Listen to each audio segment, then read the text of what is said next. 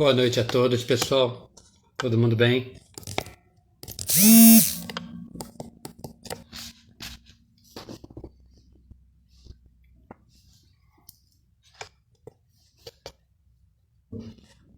Boa noite.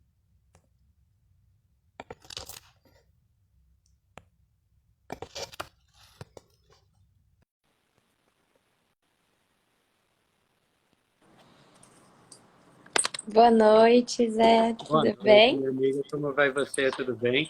Tudo ótimo, graças a Deus. Boa Olá, noite, boa professora noite, tudo bem? Catarina, minha amiga. Tudo bem, Zé? Tudo Boa bem? noite, professora. Boa noite, tudo bem, Boa noite Luiz? a todos, pessoal. Deixa eu só fazer aqui as anotações. Pessoal, hoje a gente vai conversar com a professora Catarina de Lima e Silva Borzino. Vamos conversar sobre mandado de segurança em matéria tributária. Uma prosa que pode render bastante, muita dúvida, muita questão controvertida. Para o pessoal que trabalha com isso, é importante demais participar desse tipo de conversa. Deixem suas dúvidas, deixem suas inquietações. A gente vai passando aqui para a professora Catarina.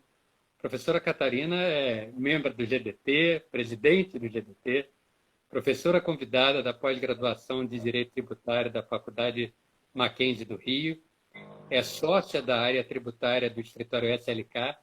Trabalhamos juntos em diversos projetos, sempre com muito sucesso. Tem MBA em Planejamento Tributário na PUC do Rio, é pós-graduada em Direito Processual Civil na PUC do Rio e em Direito Tributário pelo IBET. E, principalmente, é a esposa do Jean, um grande amigo também, e mãe do Fabrício e do Leonardo. É Professora, verdade. muito obrigado pela sua presença. Estamos aqui também com a nossa amiga, sócia, professora Luísa Leite. Boa noite, minha amiga. Boa noite, Zé. Bem, acho que a gente já pode ir começando aqui. Professora Catarina, quer dar um sobrevoo no tema e aí depois a gente vai desenvolvendo a nossa prosa? Sim, claro. Vocês estão me escutando bem? Bem, eu ouço bem, professor. Ouço bem. Tá ótimo. Muito Então, assim, obrigado. obrigada a vocês. Primeiramente, assim, agradeço o convite que me foi feito. Obrigada, Luísa. Obrigada, Zé. Obrigada, Micaela. Fiquei muito feliz em poder participar aqui desse debate com vocês. Afinal de contas, vocês são pessoas que eu já admiro muito há muito tempo e fico alegre de estar aqui, de poder compartilhar um pouquinho do que eu preparei para vocês e acho que assim a gente vai ter um bom momento aqui de troca. Eu acho que o tema que vocês escolheram assim é super importante para quem está aí militando na nossa área. Mandado de segurança acaba sendo um instrumento processual muito utilizado, né? Seja porque a gente sabe, é conhecido, né, que é um instrumento que evita aí riscos maiores, especialmente patrimoniais, especialmente porque é um entendimento já acumulado, é um entendimento pacífico, está na lei do mandado de segurança, de que não cabe condenação em sucumbência em mandado de segurança. Então, acaba que na prática, quando o contribuinte se depara com uma situação, e muitas vezes, quando a gente tem aí algumas situações com valores vultuosos, a gente tem situações ou valores envolvidos muito altos, ou valores envolvidos, ou não só os valores, mas também questões jurídicas que não estejam ainda muito bem definidas, né? A gente hoje em dia vive aqui no direito da jurisprudência, né? Hoje em dia, cada vez mais as decisões judiciais possuem efeitos sobre e está trazendo, está integrando aí a legislação na situação de delimitar a incidência da norma ao fato. Né? Isso é uma realidade nossa. O novo CPC, que já nem é mais novo, né? O CPC de 2015 veio ainda mais prestigiar as decisões judiciais. Então, cada vez mais a gente vem utilizando o mandado de segurança para questionar as teses tributárias, trazendo aí elementos que possam ser futuramente ainda decididos. Né? Então, eu acho que assim, o tema que vocês escolheram tem esse apego muito grande. A gente precisa ter conhecimento de como se utiliza o mandado de segurança para que não tenha riscos futuros, né? Porque o que adianta a gente impetrar um mandado de segurança e depois perceber que aquele mandado de segurança não era cabível, seja porque eu precisava para aquele debate em si uma dilação probatória, seja porque eu não tinha ali a prova do meu ato coator, eu não tinha ali a prova da minha sujeição passiva.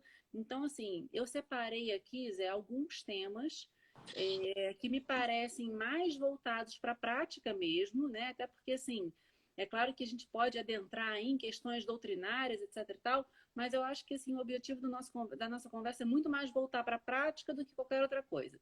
Então, na hora que recebi o convite de vocês, achei interessante que a Micaela me falou assim, Catarina, você já escreveu um artigo sobre mandado de segurança, efeitos patrimoniais e tal? Eu falei, Aí, quando eu fui olhar o artigo, gente, esse artigo já tem 1 ano. E parece que eu fiz esse artigo, sei lá, 2, 3 meses atrás. Mas, enfim, peguei o meu artigo, reli o artigo até para entender mais ou menos o que vocês queriam para a gente conversar. No artigo eu falo um pouquinho ali, junto com 3 colegas assim que são esplendorosos, a Nina, a Raquel e a Mariana, e a gente fala um pouquinho ali dos efeitos patrimoniais do mandado de segurança, né? Súmula do STF, e a gente vai trazendo ali algumas informações e rebatendo a inaplicabilidade, né? Rebatendo a inaplicabilidade daquela súmula ao mandado de segurança. Além desse tema, eu trouxe aqui para vocês a questão da sucumbência, né, que a gente vai falar um pouquinho, até passar aí um pouquinho pela ADI 4269, que foi muito noticiada agora recentemente por conta do cancelamento da súmula 212 do STJ. A gente vai falar também um pouco sobre o cabimento do mandado de segurança para pleitear o direito à restituição, que envolve um pouco aí também da questão do efeito patrimonial do mandado de segurança.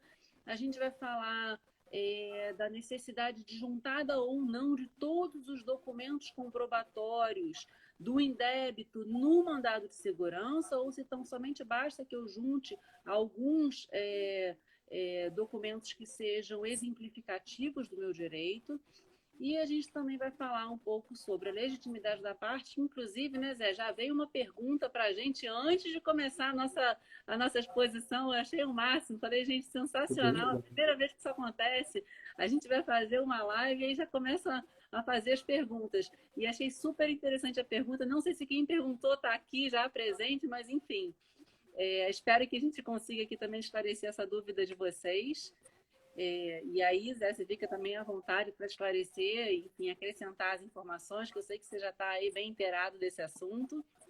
E também, por fim, vamos falar um pouquinho sobre a súmula 266, que diz que não cabe mandado de segurança contra a lei em tese. Também é assunto super Professora, importante. a colega Erivânia está aqui, já se acusou, presente.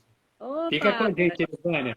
que Sua pergunta maravilha! será respondida. Eu já treinei aqui, eu e a professora Luísa já treinamos com a professora Catarina para dar um delineamento e te responder, tá? E fiquem todos à Obrigada. vontade para acertarem suas perguntas também. Isso mesmo. Obrigada, Erivane, pela sua pergunta. E foi ótimo, porque a gente já começou a conversar sobre isso um pouquinho mais cedo. Então vamos começar.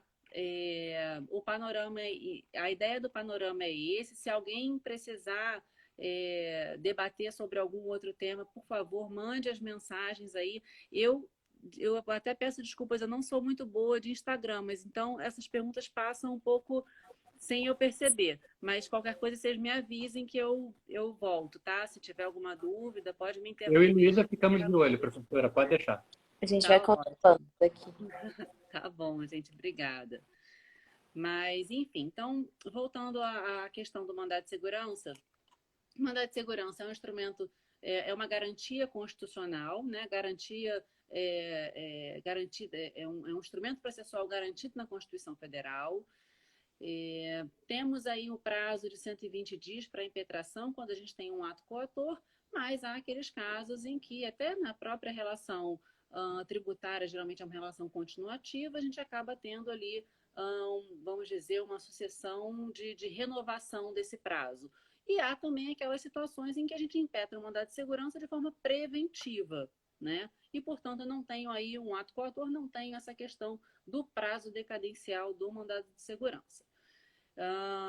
O mandado de segurança, como a gente já fez aqui uma breve introdução, é um instrumento que traz aí, evita o risco da sucumbência, né? Então, muitas vezes o cliente chega no escritório, a própria empresa, já dentro da empresa, já começa a debater, pô, tô percebendo que está saindo uma tese interessante, gostaria de ajuizar essa ação, essa demanda, trazer essa demanda aqui para dentro da empresa. Será que eu posso ajuizar, impetrar um mandado de segurança, ou eu preciso necessariamente ajuizar uma ação declaratória, ou muitas vezes uma repetição de indébito? Será que eu preciso trazer para o judiciário uma demanda que me traga um possível risco de sucumbência, ou será que eu posso fazer isso por meio de mandado de segurança?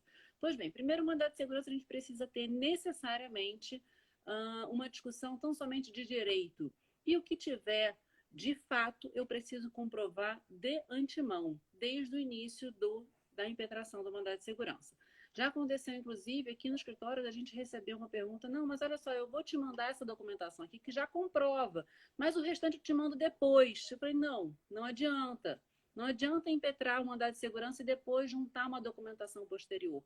Por mais que ela não seja, que você não encontre agora, não adianta. Eu vou precisar aguardar a documentação para a gente poder impetrar um mandado de segurança. Ela não precisa ser exaustiva, mas precisa ser imediata, né, professora? Exatamente, ela precisa ser imediata. Eu preciso realmente juntar a documentação desde o início da impetração. Então, eu preciso de prova pré-constituída, né? E a questão da dilação probatória, eu não posso, em hipótese alguma, trazer ali ter alguma dúvida quanto à necessidade de dilação probatória. Até porque, se isso acontecer, a gente não vai conseguir o sucesso no mandado de segurança. Com relação à sucumbência, o que é interessante da sucumbência? Sucumbência é aquela situação em que você, toda parte que perde num determinado processo, ela deve arcar com os honorários de sucumbência. E a gente está falando aqui de honorários de sucumbência, não é a mesma coisa que honorários contratuais, né? Então, honorários de sucumbência, eles são fruto da sucumbência, né? Do fato da parte perder naquele processo, no processo judicial. No mandado de segurança não cabe o honorário de sucumbência. Esse tema já vinha já na 1533, já vinha na lei anterior do mandado de segurança e foi reproduzida também na lei 12.016 de 2009, que é a nova lei do mandado de segurança. E na ADI 4269 foi questionado a constitucionalidade do artigo 25, porque ele também trata ali especificamente dos honorários de sucumbência e mandado de segurança. Pois bem, essa constitucionalidade, a constitucionalidade foi mantida, ou seja, a declaração de inconstitucionalidade foi julgada improcedente pelo STF, na ADI 4269. Essa daí, se eu não me engano, publicou no final do ano passado, ou alguma coisa nesse sentido, tá? Já tem um tempinho a publicação dessa ADI. E o interessante é que, no que diz respeito especificamente à sucumbência, o STF, e aí mais especificamente o relator, o ministro que ficou como relator, como redator do acórdão, trouxe ali um pequeno histórico dos fundamentos para a não condenação em honorário de sucumbência e mandado de segurança. E um dos exemplos que ele citou, inclusive esse acórdão é um acórdão bastante interessante para ser lido, tem muitas informações ali no mandado de segurança, no acórdão. Traz muitas informações sobre o histórico do mandado de segurança. São 128 páginas de acórdão. Mas, enfim, o voto do ministro Alexandre de Moraes, ele traz ali, por exemplo, a súmula 512 do STF, né? Que já é antiga, que já dizia, não cabe condenação de advogado, em honorário de advogado, na ação de mandado de segurança. Também citou a súmula 105 do STJ, que diz que na ação de mandado de segurança não se admite condenação em honorários advocatícios. Enfim, Então, essa ADI pontua especificamente a questão da condenação em sucumbência e reforçou a constitucionalidade do dispositivo da Lei do Mandado de Segurança, que justamente afasta a sucumbência. Essa mesma ADI, ela também trouxe um questionamento sobre o parágrafo 2º do artigo 7º da Lei do Mandado de Segurança, que vedava a famosa concessão de medida liminar que tenha por objeto a compensação de créditos tributários, né? E diante da conclusão do STF, pela inconstitucionalidade desse dispositivo, muito recentemente, acredito que todos tenham visto, muito recentemente, o STJ cancelou a súmula 212, tá? A súmula 212 dizia: a compensação de créditos tributários não pode ser deferida em ação cautelar ou por medida liminar cautelar ou antecipatória, tá? Esse tema específico, e aí eu não sei como é que vocês pensam, Zé e Luísa, apesar do STJ ter cancelado a súmula 212, a gente ainda tem o 170A do CTN, né? Então, assim, na nossa prática, posso ter sido a cancelamento da súmula 212. Então, assim, hoje em dia não tem lá um impedimento de que a compensação dos créditos não poderiam ser definidos em medida liminar em mandado de segurança. Mas eu tenho 170A, eu vou ter que esperar o trânsito em julgado ainda, né? Eu não tive a avaliação ainda, não tive a análise do 170A do CTN. Então, assim, nesse ponto, soou aí o cancelamento da súmula, não trouxe um efeito prático muito evidente, pelo menos na minha visão, eu não vi nada tão bom assim, né, vamos dizer. Então, eu acho que na verdade, está em xeque já há algum tempo, né, professora? Principalmente quando se coteja o 170A com aqueles dispositivos do Código de Processo Civil que prevêem o efeito vinculante da jurisprudência dos tribunais superiores, né? Sim. É um conflito, eu admito a vocês duas, minhas amigas, que pelo menos por enquanto, e dentro de casa, Milady Catarina sabe disso, dentro de casa eu ainda recomendo aguardar o trânsito em julgado. Mas eu tenho visto boas brigas e boas discussões sobre isso. Sim, de quando a liminar é concedida, quando a decisão, ainda que de primeira instância, desde que não sujeita a reexame necessário, ou recurso dotado de efeito suspensivo. Quando ela está lá estriada no entendimento vinculante, eu talvez daria para brigar um pouquinho. Concordo plenamente com você, e na verdade era esse o próximo passo que eu ia falar. Na verdade, 170A, ele encontra enfrentamento por força dos dispositivos do CPC, que traz aí a eficácia vinculante das decisões de repercussão geral, e especialmente repercussão geral, né? E os recursos repetitivos. Então, assim, a gente tem lá o 927 do CPC, e a gente tem lá aquele encadeamento todo lógico que diz que aquelas decisões em repercussão geral em recursos repetitivos devem ser aplicadas de imediato, e que a gente está até agora revendo a questão do trânsito em julgado em matéria tributária, se você vai ter a imediata aplicação ou não, né? O julgamento está suspenso, enfim. Tem muito debate. Ainda tem muito debate aí pela frente. Eu acho que realmente é um tema muito, muito relevante e, assim, que traz aí elementos tanto para um lado, para quem defende a imediata aplicação, quanto para o outro, para quem defende a manutenção da coisa julgada. Então, é um debate muito, muito interessante mesmo. Vocês sabem, minhas amigas, sem querer entrar demais aí, mas isso é um tema que até já conversamos, a professora Luísa também o conhece muito bem. Eu acho que o barco da coisa julgada, quando sobrevém uma decisão vinculante, por exemplo, do Supremo, esse barco já passou. Eu acho que o Supremo está agora só discutindo pormenores se precisa ou não da rescisória. Da rescisória, Porque sim, eu acho que já está atropelado esse aspecto. Temas de repercussão geral 881 e 885. sim, sim. Já tem maioria, mas o Gilmar pediu vista. Vamos ver o que ele traz. Eu acho também que ele está pedindo vista. Se você pegar a jurisprudência que ele costuma trazer, eu acho que é até para ampliar, tá, minhas amigas? Eu acho Uhum. que ele quer trabalhar não só quando o Supremo julgar em repercussão geral, mas quando o Supremo julgar, ponto. Desde que seja em controle, não concentrado, porque isso é óbvio, mas em controle difuso operado pelo plenário. É aquela jurisprudência que antigamente eram só ele e o Eros, vai ganhando uma forcinha. Então, me parece que a tendência de redução disso é quase zero. Já a tendência de aumentar.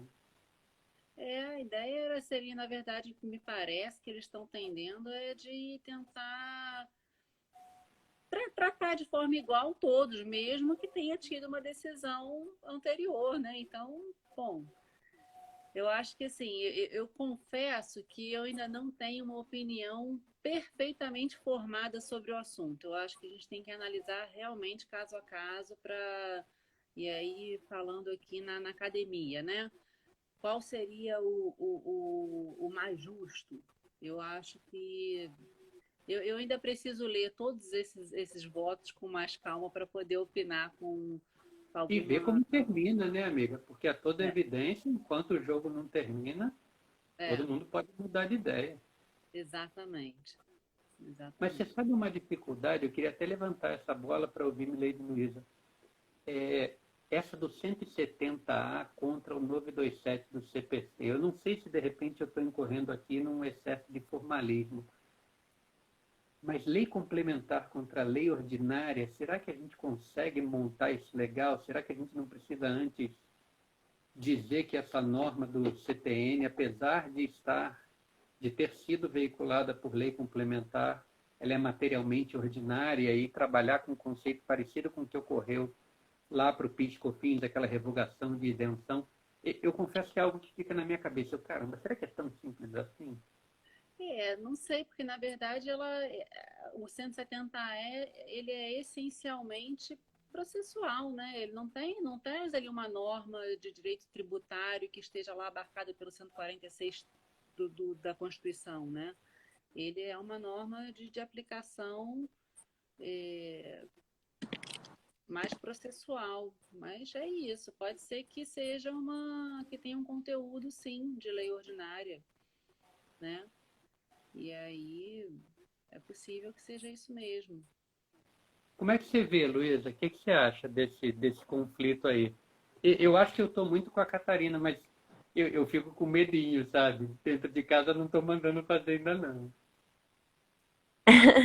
Eu vou muito na linha da professora Catarina também. Eu acho que por a gente estar tratando de um aspecto mais processual, eu não vejo esse conflito assim de imediato. Mas quando a gente fala nessa questão da coisa julgada, uma coisa que me preocupa muito, e aí como que seriam os desdobramentos disso, não sei se a professora vai abarcar mais para frente, mas quando a gente fala da substituição processual no âmbito do mandado de segurança, para órgãos de classe, né? Então, assim, porque aí você não tem o caso a caso ali para identificar se de fato se aplicaria aquela decisão para todos, por exemplo, sindicalizados, todos associados ou não. Aí até se a professora tiver algum posicionamento em relação a isso, como é que a senhora tem enxergado esse ponto?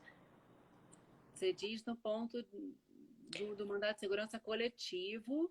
Isso, quando você já tem uma decisão de repercussão geral e aí você se vale do mandato de segurança coletivo justamente como uma substituição ali processual para você conseguir a tutela ali do direito, justamente para poder depois os associados se valerem daquela decisão. Se a gente adota a percepção de que a decisão na primeira instância ali já valeria, como é que seria a aplicação disso, visto que nem sempre todos os associados, né, é, poderiam se valer daquela decisão ali caso a caso. Não sei como que a senhora enxerga esse ponto. Assim, fica, não sei te dizer, assim, não parei ainda para pensar nessa situação, mas a gente vai ter que enfrentar aí, quando você fala em mandado de segurança coletivo, né, a gente vai ter que enfrentar a questão da legitimação na época da impetração, né? Porque você tem ali os associados, e aí você tem a necessidade, pelo menos o que o STJ exige, que você traga a comprovação e autorização daqueles associados à época da impetração, até porque é o que vai trazer a autorização para a substituição tributária no mandado de segurança. E com relação aos efeitos da decisão, eu fico muito na dúvida se o que vai prevalecer, né? Porque a dúvida é essa, não é, Luísa? Se vai prevalecer a decisão do mandado de segurança ou se vai prevalecer a decisão abstrata que tenha sido julgada por meio de uma ação que esteja em repercussão geral, seja na ADI, ou seja, uma que tenha sido afetada nos recursos repetitivos. Aí a gente vai cair na mesma insegurança jurídica que a gente está falando dos nossos casos, né, em geral. Então, Eu acho que a insegurança aí, eu tenho que pensar mais sobre isso também. Luísa trouxe um belo ponto. Eu Eu não fiquei, estava eu muito fiquei preparado para veio pensar isso, agora na não. cabeça, inclusive. Não é, mas o bom da prova é esse. A gente vai sair daqui com essa dúvida, vamos estudar, vamos correr atrás. Mas me parece que o efeito modificativo, digamos assim, dessa decisão do Supremo, assumindo que os temas 881 e 885 sejam decididos como até o momento estão sendo decididos, me parece que não vai haver grande diferença, não, minha amiga. Ação individual, ação coletiva, mandado de segurança, o que quer que seja, eu acho que vai ceder a esse novo ordenamento. eu acho Acho. que é isso também. Eu acho que assim, a gente vai cair no mesmo problema. Eu acho que a gente vai ter que entrar na outra discussão, talvez, quanto à comprovação dos associados em relação àquele mandado de segurança coletivo, né? Porque Aham. existe essa discussão de quem estava associado à época da impetração e daqueles que autorizaram expressamente o ajuizamento daquela ação específica que ele tenha, para que ele receba os efeitos, né? Então não basta que a pessoa seja associada à época da impetração do mandado de segurança coletivo. Então, assim, a gente vai ter essa prévia, e aí depois eu acho que esse mandado de segurança vai seguir mais ou menos a linha do que o Zé está dizendo, vai seguir a linha do que está sendo aplicado para os outros casos em geral. Acredito que sim, né? Acho que a gente não vai ter muita diferenciação, não consigo ver, pelo menos. Assim, Uhum. uma primeira análise, falando aqui com vocês e pensando alto junto com vocês, É isso, é isso. né? Então a gente falou agora aqui um pouquinho sobre o cancelamento da súmula 212, né? A gente chegou aí a falar um pouquinho de 170A do CTN, que foi o que trouxe todo esse nosso debate aí entre os nossos parênteses. E aí acho que a gente passa para um outro ponto, né? O cabimento do mandado de segurança para pleitear o direito à restituição, tá? Então, a gente tem aqui uma dúvida no que diz respeito à possibilidade de ajuizar, de impetrar um mandado de segurança para obter uma tutela jurisdicional que autorize, que garanta o direito a uma restituição, inclusive na forma de compensação tributária. Muito se questionou, e aí é que vem o debate que foi levado ao STJ, muito se questionou se o mandado de segurança seria a via adequada para pleitear o direito à restituição, né? O que se dizia era, primeiro, o mandado de segurança não é um substitutivo de ação de cobrança, e aí, portanto, a argumentação era de aplicação da súmula 269 do STF, que diz o seguinte: o mandado de segurança não é substitutivo de ação de cobrança. E aí, nessa linha, nesse racional, dizia que o mandado de segurança não poderia ser usado para restituição tributária. Até aí, ok, concordo com essa súmula, concordo com esse racional. O mandado de segurança não é substitutivo de ação de cobrança. Só que o mandado de segurança é aí que a gente tem que tomar o cuidado, né? Aí está o cuidado do contencioso, aí está o cuidado de formular o pedido da ação, né? De formular o pedido do mandado de segurança. Eu sempre falo isso, né? A gente tem que tomar muito cuidado quando a gente atua no contencioso, porque talvez muito mais importante do que você desenvolver toda aquela tese bonita da sua ação judicial, do seu mandado de segurança, dos seus embargos de execução. Os embargos de execução não é tão complicado, mas uma ação de rito comum, né? Uma ação declaratória, uma ação de repetição de indébito e um mandado de segurança, o mais importante, sem a menor dúvida, é o pedido, né? Então, quando a gente vai formular um pedido no mandado de segurança, ele tem que estar voltado à garantia daquele direito e não à repetição do indébito tributário. Porque se eu chego no mandado de segurança e formulo um pedido específico, eu quero repetir aquele indébito tributário, sem a menor dúvida, o seu mandado de segurança vai ser indeferido de plano, né? Se você quer fazer a repetição daquele indébito, paguei algo indevido, fiz aquele pagamento e agora eu quero repetir aquele indébito, com base no 65 do CTN, você vai ter que entrar com uma ação de repetição de indébito, né? Então, a grande confusão talvez tenha nascido daí, de pedidos que tenham sido formulados com teor de repetição, né? E aí, o que o mandado de segurança garante ao contribuinte, né? E nesse ponto, a jurisprudência é pacífica. É a via adequada para se pleitear o direito à restituição, inclusive na modalidade de compensação, né, do indébito tributário. E esse ponto, a súmula 203 do STJ é clara, né? E ela fala o seguinte: o mandado de segurança constitui ação adequada para a declaração do direito à compensação tributária, né? Então, a gente tem ali uma súmula 203 do STJ que garante a possibilidade de se utilizar o mandado de segurança para declarar o direito à compensação. E aí vem uma outra discussão, né? Porque aí vem o fisco e fala, não, mas olha só, você tem o direito à declaração, mas você não pode ter os efeitos patrimoniais pretéritos desse mandado de segurança. E aí vem a tentativa, né, de aplicação da súmula 271 do STF. O que é a súmula 271 do STF? Ela diz o seguinte: concessão de mandado de segurança não produz efeitos patrimoniais em relação a período pretérito, os quais devem ser reclamados administrativamente ou pela via judicial própria. Ou seja, segundo a leitura, né, dessa tese de que não caberia mandado de segurança, porque ele não poderia surtir efeitos patrimoniais pretéritos, então eu impedro o mandado de segurança, consigo uma decisão liminar e aí depois eu vou ter que entrar, eu consigo uma concessão da segurança, depois eu vou ter que entrar administrativamente para fazer todo o procedimento de novo? Não faz o menor sentido, né?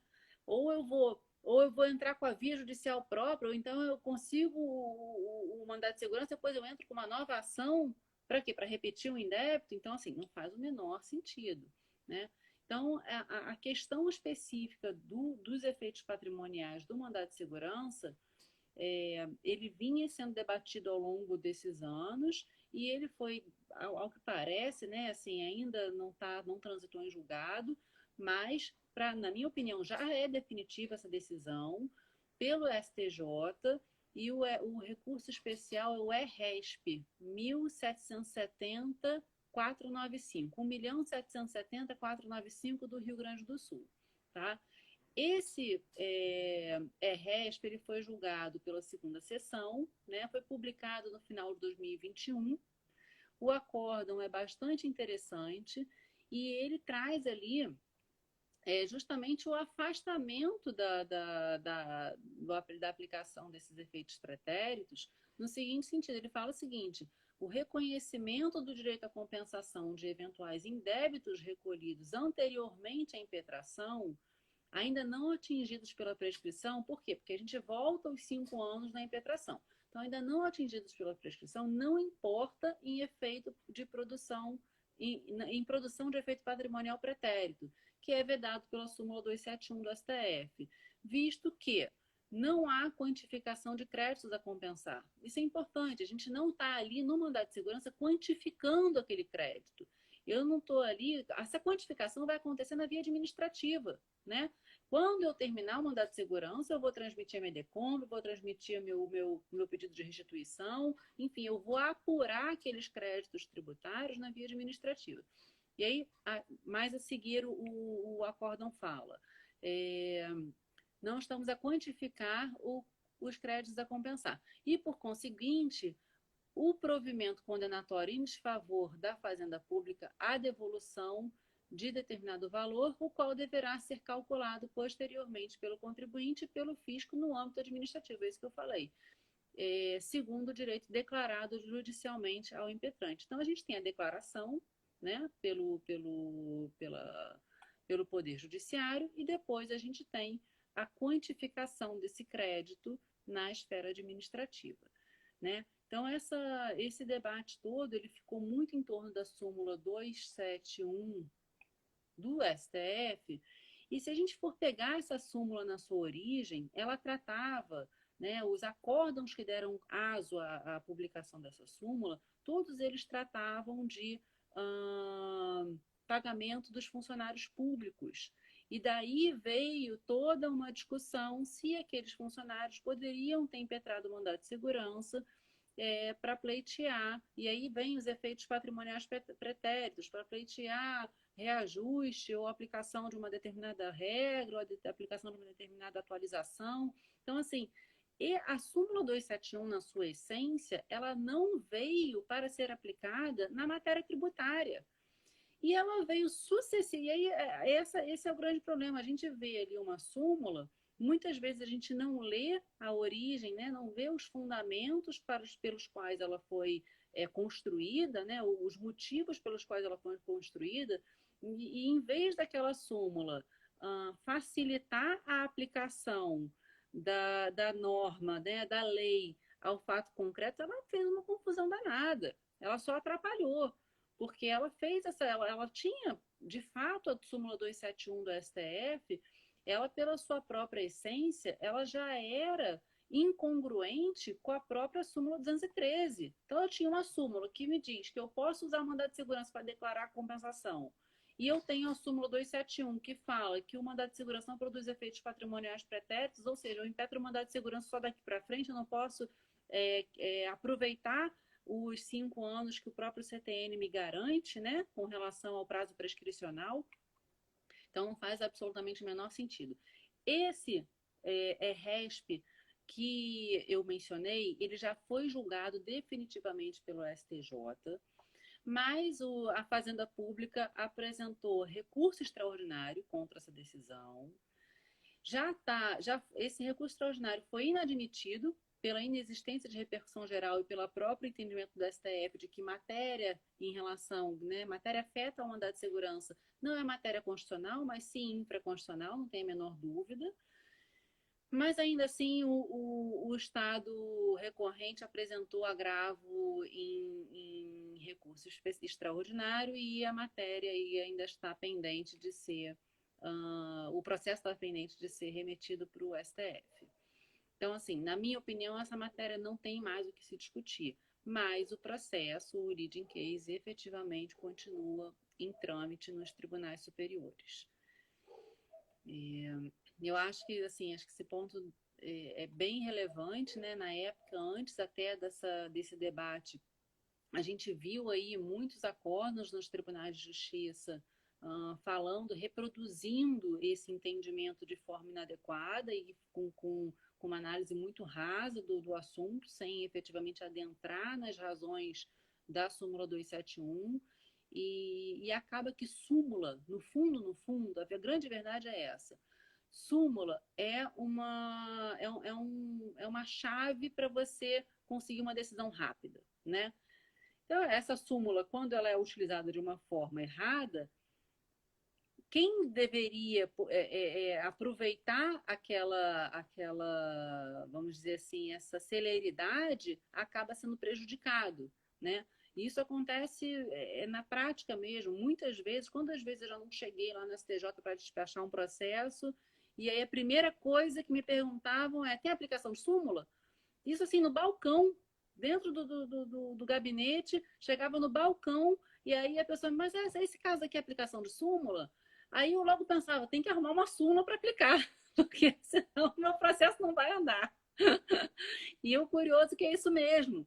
Hoje em dia é assim, se você consegue aplicar uma súmula ao seu caso concreto, a decisão sai rápido. Inclusive, tanto sai rápido que o próprio CPC já autoriza uma decisão monocrática de mérito quando ela está baseada em súmula dos tribunais superiores. Né? Não é à toa, isso, agora eu não me lembro ao certo qual é o dispositivo, mas isso está muito claro no CPC. Então, não é à toa que isso está ali e não é à toa que os tribunais vêm se comportando dessa forma. Né? Quando a gente chega para despachar com o desembargador e fala que é aplicação de súmula e demonstra que efetivamente aquela súmula é aplicável ao caso, é o tipo do caso que vai ter um andamento mais rápido. Outro tema importante sobre o mandado de segurança, tema repetitivo 118 da STJ, tá? Por que ele é interessante? Porque além dele evidenciar a viabilidade da utilização do mandado de segurança para a declaração do direito à restituição e à compensação, que é aquilo que a gente acabou de falar, e relativo aos últimos 5 anos, né? Ele deixa claro que basta que o contribuinte comprove a sua sujeição passiva. Ele afasta toda aquela discussão que surgiu em São Paulo e foi um terror para os contribuintes, que os tribunais de São Paulo estavam exigindo que fosse apresentado a totalidade dos comprovantes do indébito tributário na época da impetração do mandado de segurança. Tá? Então, o que ficou sedimentado atualmente? Hoje em dia, basta que o contribuinte comprove que ele ocupa a posição do credor tributário, né, que ele deve ali, ele tem o direito a repetir, direito à declaração ao direito à repetição, né, já que ele comprovou que teve recolhimento indevido, enfim, que ele teve a sujeição passiva tributária, né? Então, o tema 118 foi importante por conta disso.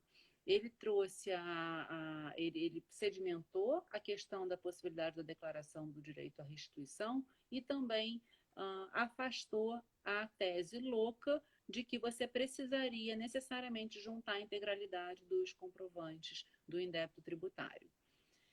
Na verdade, o tema 118, se você for ler o tema em si, ele não é muito claro quanto à questão da juntada dos comprovantes. Essa informação ela ficou muito clara no voto do relator. Então, assim, o tema 118 diz o seguinte: é necessária a efetiva comprovação do recolhimento feito a maior ou indevidamente para fins de declaração do direito à compensação tributária em sede de mandado de segurança. Então, ele diz que eu preciso comprovar.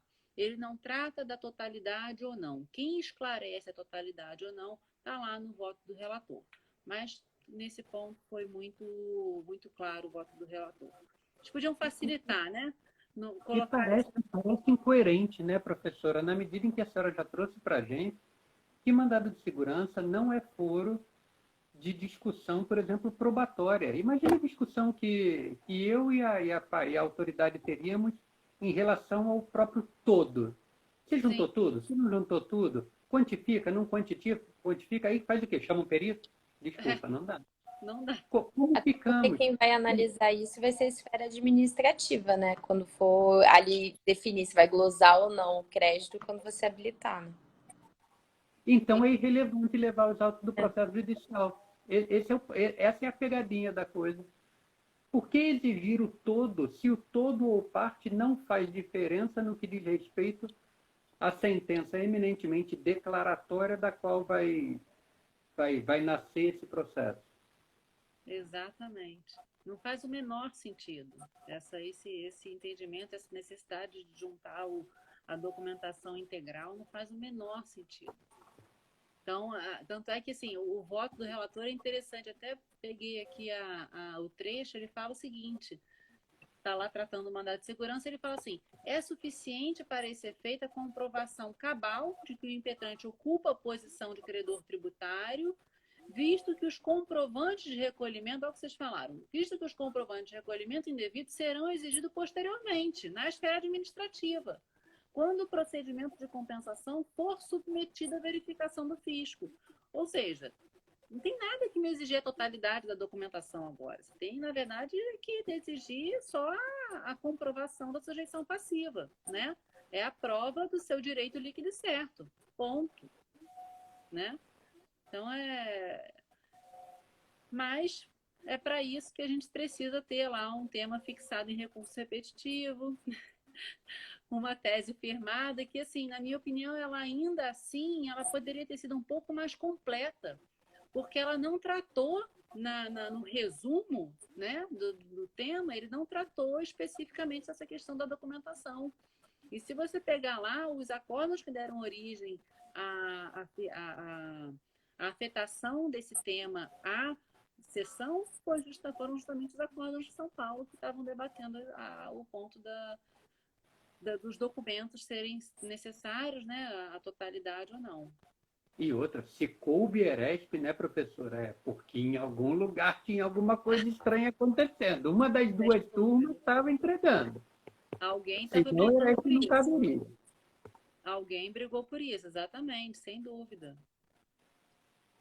Sem dúvida. A Luísa disse que caiu aqui. Tá entrando de volta. Aqui tá oscilando hoje, desculpa, gente. Nada. Não, por favor, tranquilo. Imagina.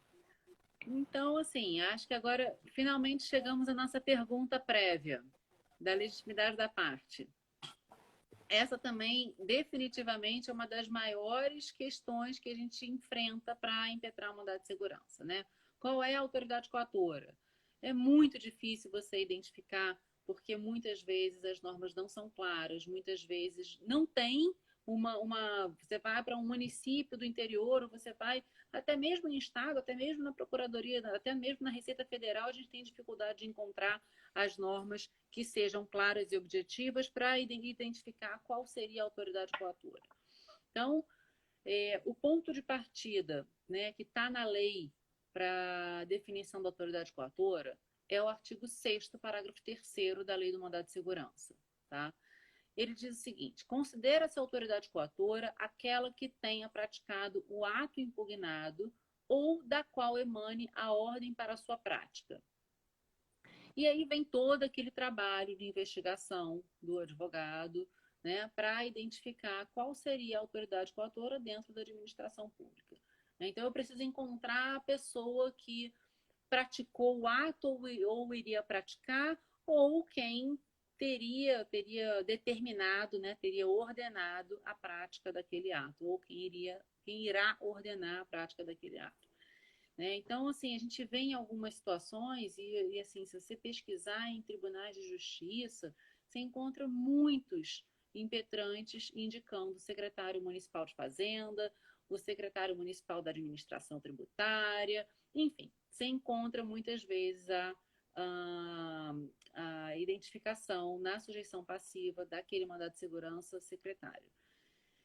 E aí indica como se fosse, né, a autoridade hierarquicamente superior, enfim. Mas, de fato, não é o secretário de Fazenda que pratica aquele ato, né? Não é ele que vai realizar o ato coator ou que realizou o ato coator. E aí, por conta disso, a jurisprudência é no sentido de que não cabe impetrar mandado de segurança em face do secretário, né? E vem toda uma discussão sobre a possibilidade da aplicação da teoria da encampação, né? Que é você considerar aquela autoridade coatora que for indicada inicialmente como efetiva e o legítimo para responder aquele mandado de segurança naquela situação. Pois bem, e aí veio a primeira sessão da STJ e definiu que somente se aplica a teoria da encampação no mandado de segurança quando preenchido 3 requisitos cumulativamente. Tá? O primeiro deles é a existência de vínculo hierárquico entre a autoridade que prestou as informações e a que ordenou a prática do ato impugnado. Né? Então, você tem ali aquela autoridade que prestou as informações e aquela outra que efetivamente deveria figurar no mandado de segurança como o impetrado. Outro requisito, manifestação a respeito do mérito nas informações prestadas, tá? Outro requisito, a ausência da indevida modificação ampliativa da competência jurisdicional absoluta. Então, muitas vezes, quando você inclui lá o secretário de Fazenda de Estado no mandado de segurança, ele desloca a competência para o Tribunal de Justiça. Então, o que quer dizer isso? Eu não posso aplicar a teoria da encampação nesse caso, tá? Porque eu tive uma modificação da competência jurisdicional absoluta, competência absoluta de julgar o secretário pelo Tribunal de Justiça. E, originalmente, o mandado de segurança é impetrado na primeira instância, né? Em obediência aí ao princípio do juiz natural. Então, assim, a gente tem que analisar se, nesses casos, a gente poderia aplicar a teoria da encampação, né? E mesmo nesses casos em que a gente não consegue aplicar a teoria da encampação, quando tem essa questão da dificuldade de encontrar a autoridade coatora ou alguma divergência no que diz respeito à legitimidade da autoridade coatora, a gente recorre para o CPC, né? O CPC, o artigo 338 e o 339, trazem ali a possibilidade de alteração do polo passivo, alteração do impetrado, né? E aí eu estou dizendo por que eu aplicaria o 338 ou 339 nesse caso? Pela aplicação subsidiária da lei do mandado de segurança, da aplicação subsidiária do CPC à lei do mandado de segurança, né? O 338 ele diz o seguinte: alegando o réu na contestação ser parte ilegítima ou não ser o responsável pelo prejuízo invocado, o juiz facultará ao autor, em 15 dias, a alteração da petição inicial para a substituição do réu.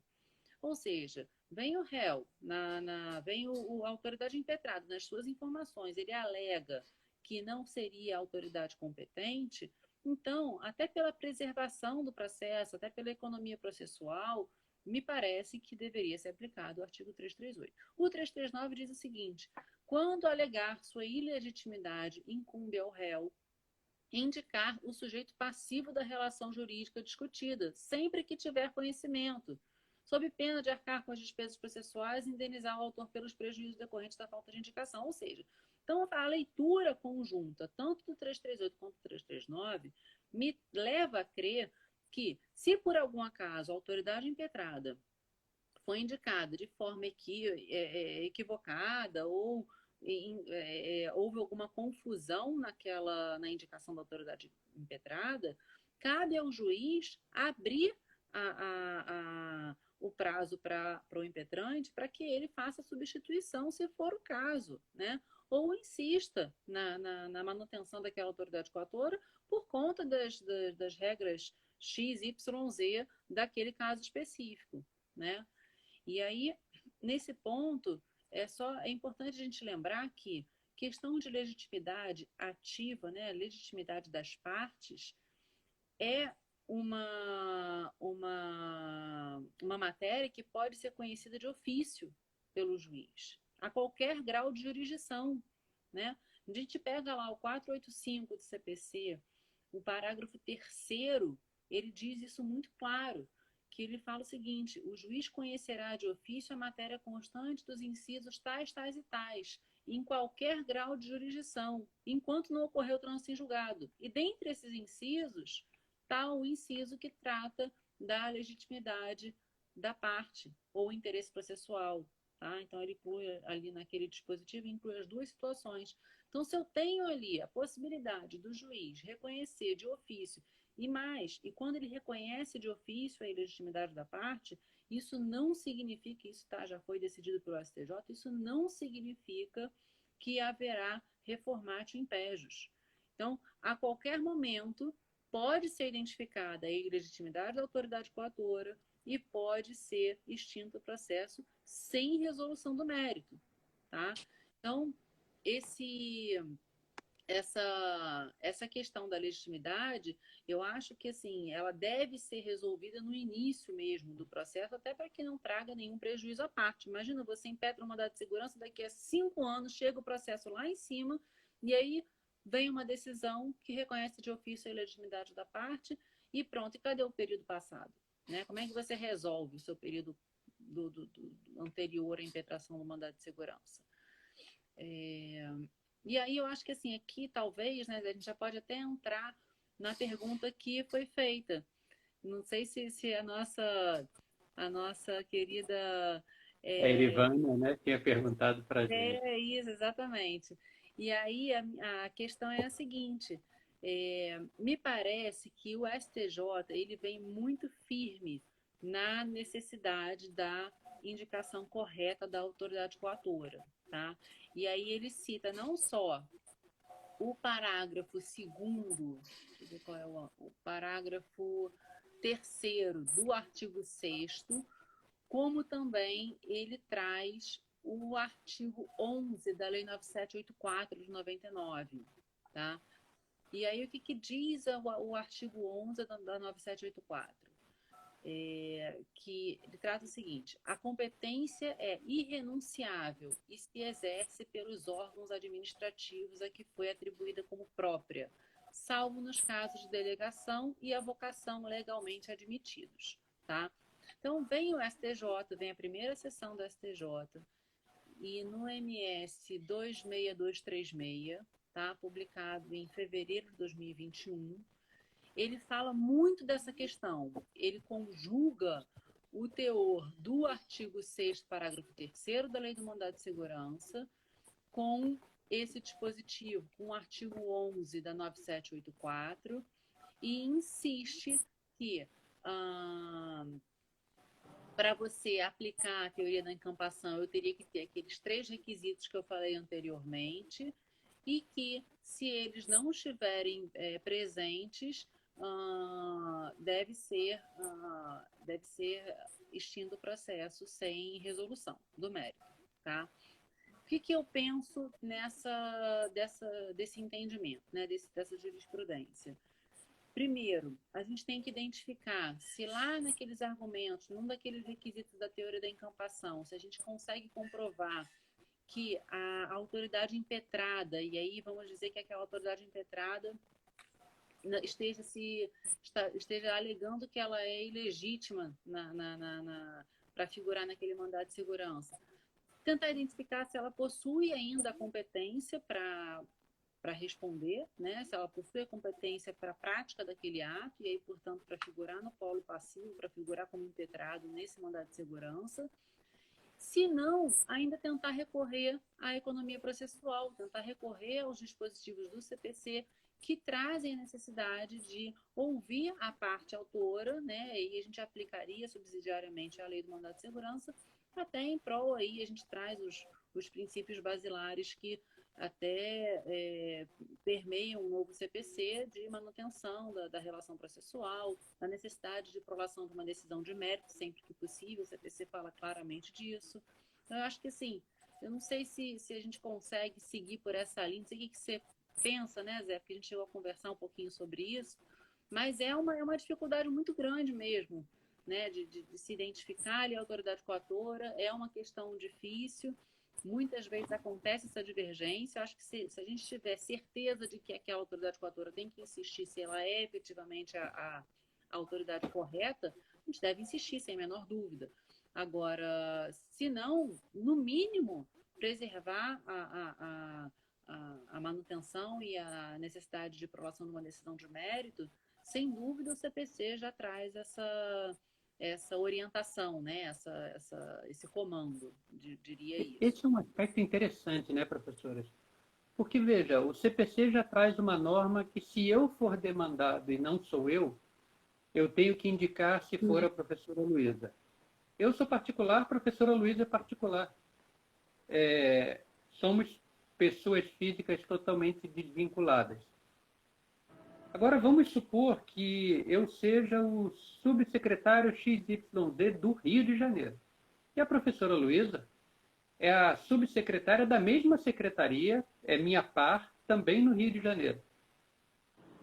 Eu acho que aí o dever, inclusive o dever de moralidade administrativa, deveria impedir, a não ser que houvesse erro grosso. Sim. Se não houver erro grosso, se estivermos ambos na mesma estrutura administrativa, Eu acho que a lógica processual e constitucional deveria impedir que esse feito fosse extinto sem julgamento de mérito por inadequação do apontamento da autoridade coatora. Porque se eu e a professora Luísa somos parte da mesma, mais do que da mesma pessoa jurídica, mais do que do mesmo Estado, inclusive da mesma estrutura administrativa, do mesmo órgão, é mandamental. Se o impetrante não sabe as atribuições de cada um, Até ele porque devia saber? Devia. Mas escolher desculpa para eu não saber. É, Eu tenho que saber, eu tenho que apontar, olha, isso aqui não, isso aqui é a subsecretária doutora Luísa. E Não é devia o Zé. em partes, né, Zé? Porque nem sempre isso é tão claro para o contribuinte, nem sempre essa informação tá público. Então, assim, é muito complicado. E até por uma Se a questão de senhora economia processual, você tem que abrir outra demanda, mover novamente a máquina em algo que chega a ser assim, detalhe, né? Dentro da mesma, às vezes é detalhe, é dentro da mesma estrutura, não faz o menor sentido. É de realmente de indignar, às vezes. Porque um às absurdo. vezes a gente pensa o seguinte, Zé, na União é fácil, entra lá que online vai ter. Pega o que a professora falou, e se for no município de É, XYZ, que não tem site, que não tem facilidade, como é que faz? E tem É, uma dificuldade ainda maior que a professora Catarina já viu lá na nossa companhia. Nossa companhia é capilarizada. Aí eu tenho que entrar com mandado de segurança, mas eu tenho vários estabelecimentos dentro do mesmo estado. Como é que eu faço, professor? A dificuldade que é. é, A senhora tem que botar todos os estabelecimentos, a senhora tem que botar todas as autoridades coatoras, fica um pedação desse tamanho. é, Não era mais fácil, eventualmente, fazer o seguinte, olha, em vez de ser o Zé, a professora Micaela, a professora Tatiana, a professora Daniele e a professora Luísa, vamos no na chefa delas todas. Vamos na doutora Georgia. Pronto. Ela vai ser a autoridade. Desde que, é claro, isso não conflite com normas de competência que determinem a diferenciação do juízo que será o adequado para processar a causa. Não, até porque, né, a própria lei do mandado de segurança fala, ou quem o ordene, né? O ato coator é quem pratica ou quem o ordene. Então, se a gente for olhar para essa segunda parte do dispositivo, ele me autorizaria, né? Ou da qual ele coloca que da qual emane a ordem para a sua prática. Então, se foi a Geórgia que mandou fazer, ela deveria ter a competência, sim, para responder o mandado de segurança e para figurar como impetrado, sem dúvida. Né? Eu acho que isso atenta contra aquela lógica do seguinte, que a professora Catarina muito bem trouxe no início da nossa prosa. Mandado de segurança é um remédio constitucional, ou seja, ele é um instrumento de que podemos nos valer para consagrar um direito constitucionalmente previsto. Deveria ser mais fácil do que uma outra ação. Concorda que se fosse uma ação declaratória, era em face da pessoa jurídica, do Estado, do município ou que qualquer que fosse? Sim. Você não pode ter uma dificuldade tão maior para ajuizar um remédio constitucional. Exatamente. Exatamente. E pensando nisso ainda, assim, inequivocamente, a Procuradoria ela pede para ingressar no mandado de segurança, para defender os interesses da Fazenda Pública. Então, qual a dificuldade de se manter aquela autoridade impetrada, né? A gente vê isso na prática. A gente vai, impetra o mandado de segurança, pede para citar, intimar a autoridade impetrada, e aí daqui a pouco vem sempre a Procuradoria, não, por favor, quero ingressar no feito com as minhas razões, e a gente vai, e ele vai apresentar as razões, e aí qual é a dificuldade de se manter aquela autoridade impetrada, desde, como você disse, né, Zé, desde que isso dali não traga, não seja um erro absurdo, né, não seja Não pode, por exemplo, eu sou secretário de planejamento, professora Luísa é a secretária de fazenda e é uma questão fazendária. Não, aí é erro grosso, tudo bem. Exatamente. Mas, subsecretário XX, a DEMAC, o caso que a Irivânia nos trouxe. É a DEMAC contra a DECAC. Pelo amor de Deus, pessoal. Faz o menor sentido. Faz o menor sentido. Então, eu Mas, acho professora, que... manda brasa, por favor. E agora a gente está no finalzinho, né? eu posso até fazer uma pergunta, não tem nada a ver com a questão de legitimidade professora, mas assim, questão prática. Vindo nessa linha que o Zé falou que o mandado de segurança, a ideia é justamente você declarar ali um direito e você ter um procedimento que teoricamente deveria ser simplificado, né?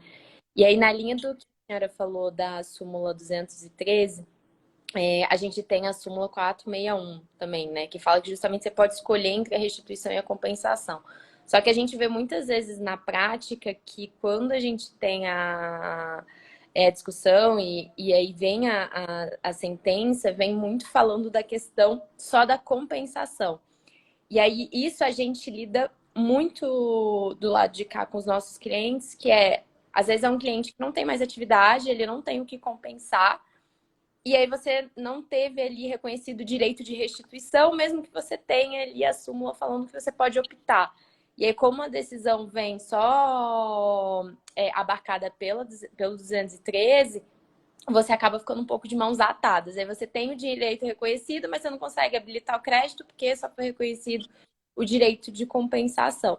Como que a senhora enxerga isso na prática e como que vocês têm tentado, assim, em certa medida, contornar essa situação? Porque a gente vê muito isso, principalmente quando a gente fala de empresas, por exemplo, do Simples Nacional, que não tem como você fazer compensação, só restituição, ou empresas que já não têm mais atividade, né?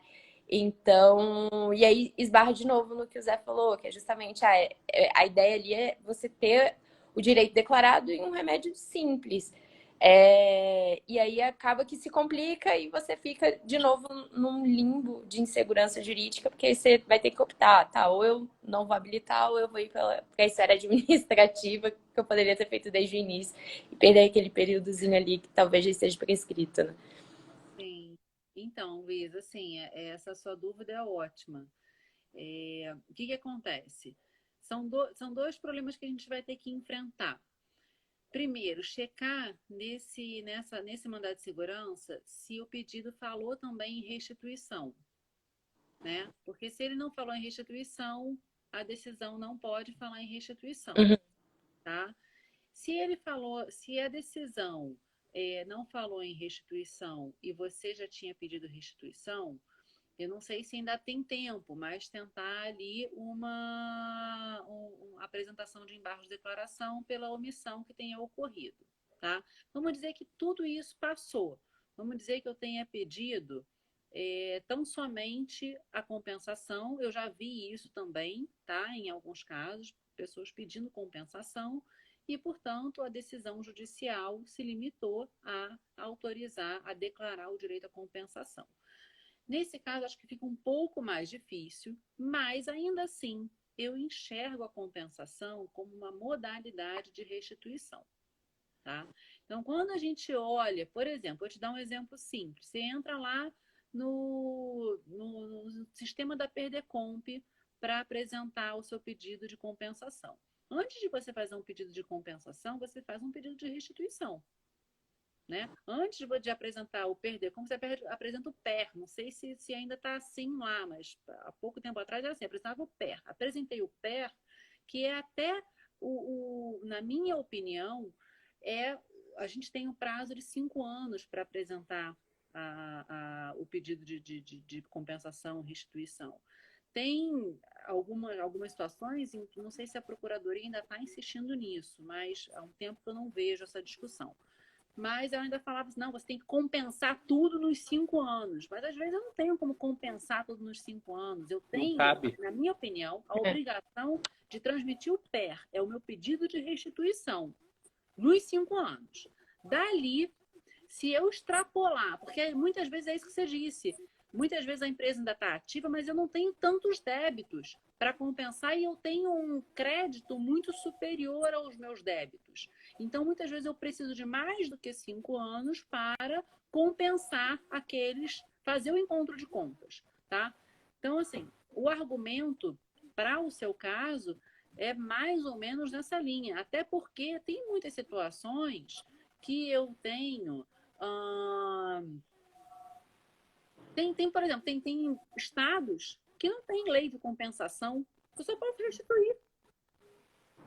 Eu só posso restituir. A gente toma geralmente como regra a esfera federal, porque na esfera federal a gente tem a lei específica de compensação. Mas se eu tenho uma autorização para compensar e eu não estou mais em atividade, o fisco se manter com aquele crédito tributário, no mínimo é enriquecimento ilícito. No mínimo, porque eu tenho ali uma decisão que diz que aquele valor recolhido não é do fisco, é do contribuinte. Então, ele negar a minha restituição com um apego a um termo específico que seria compensação e restituição, eu penso, né? E aí é claro que a gente tem que construir toda uma tese em cima disso. Estou tentando construir com você falando alto, né? Pensando alto. Mas eu penso que assim, a gente deixar aquele crédito tributário ali, ele primeiro, a gente vai ter um enriquecimento sem causa por parte do fisco, porque ele está inviabilizando de todas as formas o meu aproveitamento do meu crédito, porque eu não tenho mais débito. Se eu não tenho mais débito, eu só posso restituir. E trazer ali uma argumentação e aí mais jurídica no sentido de que eu também eu enxergaria aquela compensação como uma forma de restituição, tá?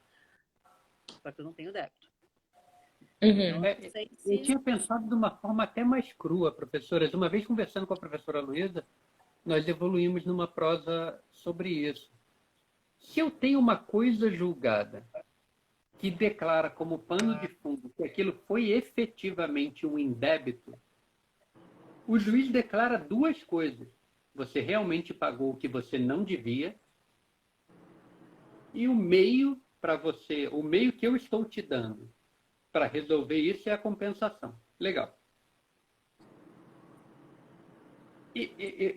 Eu tenho para mim, noves fora a questão relativa a prazo, que eu acho que vale uma conversa sobre isso, que eu posso, por exemplo, no caso que a professora Luísa trouxe para a gente, não tenho como compensar.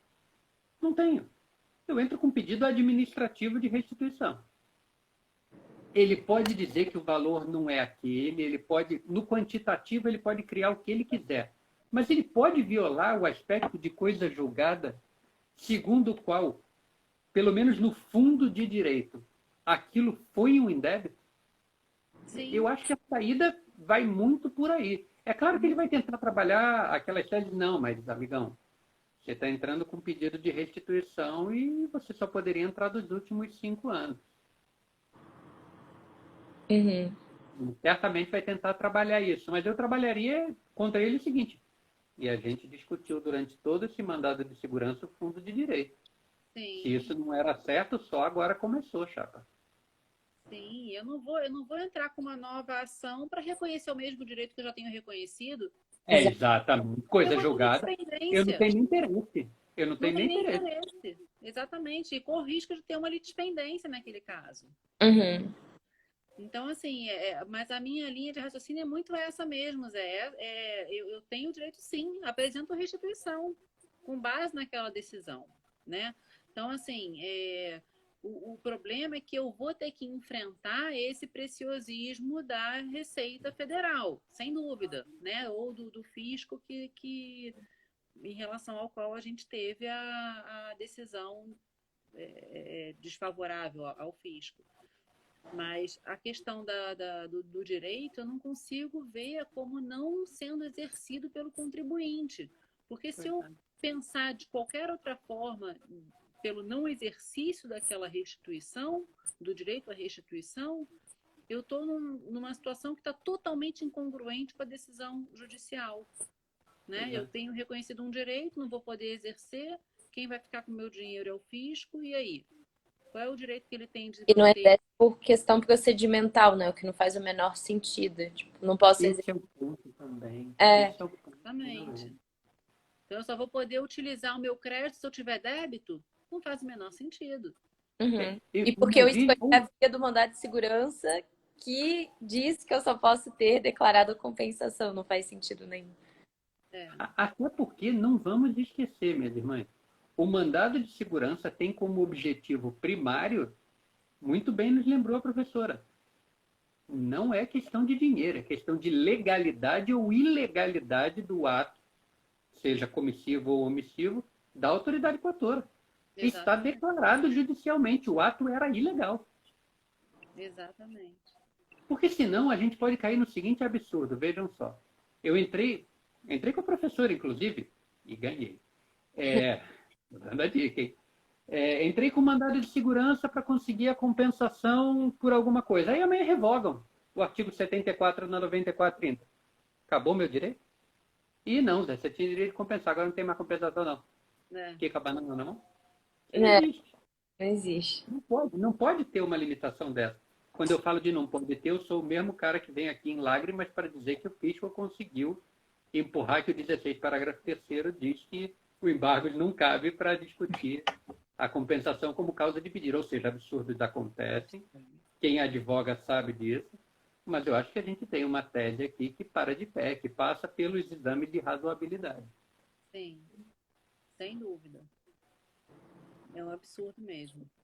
E, sem dúvida, a restrição ao conhecimento dos embargos quanto ao pedido de comprovação, né, de que houve compensação, não faz o menor sentido.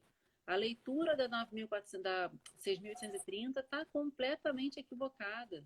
Completamente equivocada. Concordo plenamente. Estão errando em último lugar nessa daí. O STJ está sendo malvado nessa, professora. É Mas verdade. quem sabe em algum momento, em algum precedente, a gente está brigando bastante em alguns casos, o STJ consegue pelo menos reconhecer que em 2010 tinha decidido algo diferente. E aí Que, está portanto, aplicando uma nova decisão deveria operar efeitos apenas para frente. Né? pra frente. Tem muita gente brigando essa boa briga. Que bom. Que bom que estão tendo esse bom senso, pelo menos. Estamos brigando, professor, estamos brigando. Prosa muito boa, minhas amigas. Querem agregar alguma coisa? Acho que aqui estamos... Acho que falei Muito tudo legal. que eu separei para vocês. Excelente exposição. Muito obrigado, professora Catarina. Sempre um prazer conversar com você, ouvir as suas explicações da questão do mandado de segurança. Vai ser uma referência. Esse artigo a que você fez alusão no começo da prosa, li muito, levei para os colegas lá da companhia para lerem também, para aprenderem e fixarem os temas. Vai ser uma referência nesse e em diversos outros temas. Para a gente é uma honra muito grande estar aqui com você e recebê-la, minha amiga. Muito obrigado, de verdade. Obrigada, eu fico muito feliz, não só pelas suas palavras, mas também pela companhia que eu tive aqui. Aprendi bastante agora com vocês. O papo sempre é bom, né, Zé? Sempre bom com ele, né, Luísa? Assim, a gente já se encontrou em alguns outros momentos aí de live, eu me lembro de você, mas, assim, é sempre bom poder conversar um pouquinho mais com vocês. Obrigada pelo convite, obrigada, Micaela. Obrigada. E parabéns por todo esse trabalho que vocês estão fazendo aí do Tributário em Jogo, que está sendo um sucesso. Muito obrigado. Professora Luísa, quer fechar, minha amiga? Vamos lá. Obrigada, Zé, pela companhia. Fazer os avisozinhos. Quem tiver alguma dúvida, pode mandar para a gente pelo direct. Se não conseguiu ter ela atendida aqui ou não teve tempo, que a gente repassa para a professora. Lembrar que toda semana a gente tem a nossa live. Agradecer, professora, foi uma aula. Realmente, e aí vai ficar gravada a live, então quem quiser depois consultar, eu com certeza vou rever essa nossa discussão final aqui para poder elaborar melhor depois meus argumentos. Mas é isso, fica o canal super aberto para quem quiser participar. E eu tenho certeza, professora, que vão ter outras oportunidades também. Agora que a gente já fez a primeira live, muitas outras virão. E a gente fica muito feliz de ter a sua presença. Tá ótimo. Obrigada, Luísa. Obrigada. Um beijo. Tchau, tchau. Boa noite. Muito obrigado a você, professor, e a todos os colegas que acompanharam com a gente. Um abração. Tudo de bom.